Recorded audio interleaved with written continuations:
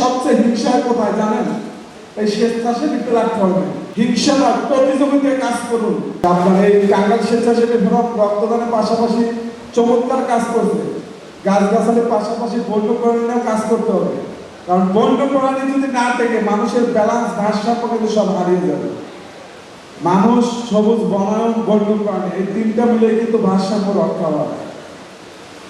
তবে একটা দুঃখের কথা বলি, যারা রক্তদান করেন আসলে যখন মানুষ বিপদে পড়ে তখনই এই সংগঠন আমাদের আপনাদের সবাইকে স্মরণ করে।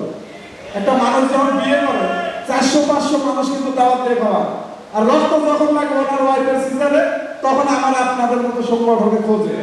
আসলে মানুষের মানসিকতা পরিবর্তন করতে হবে।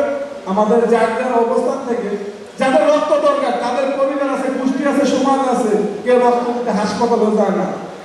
এই সংগঠনের ভাই বোনদেরকে যাইতে হয়। রক্ত দেওয়ার পর কিছু কিছু মানুষ তাদের আবার চেনে না। ওই মুহূর্তে এই পরিবর্তন বলে আমাদের আপনাদের প্রত্যেকটা যারা সংগঠন চালান, ক্যাম্পেইন করবেন, মানুষকে সচেতন করতে হবে। ধন্যবাদ জানাই তানভীর ভাইকে। আসলে তাকে কথা দিয়েছিলাম আমি সারা বাংলাদেশে টুকটাক চেষ্টা করে যাচ্ছি। আমি 2016 আসি সহ বাংলাদেশের প্রত্যেকটা সাংবাদিক যে জেলায় কাজ করে সর্বোচ্চ প্রচারের চেষ্টা করে। এই জন্য সাংবাদিকদের প্রতি কৃতজ্ঞতা।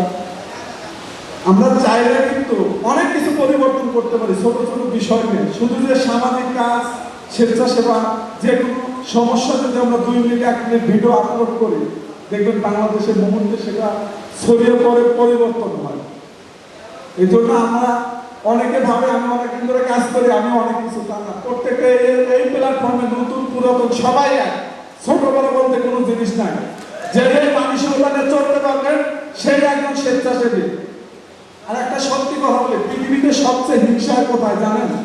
এই স্বেচ্ছাসেবী প্ল্যাটফর্মে।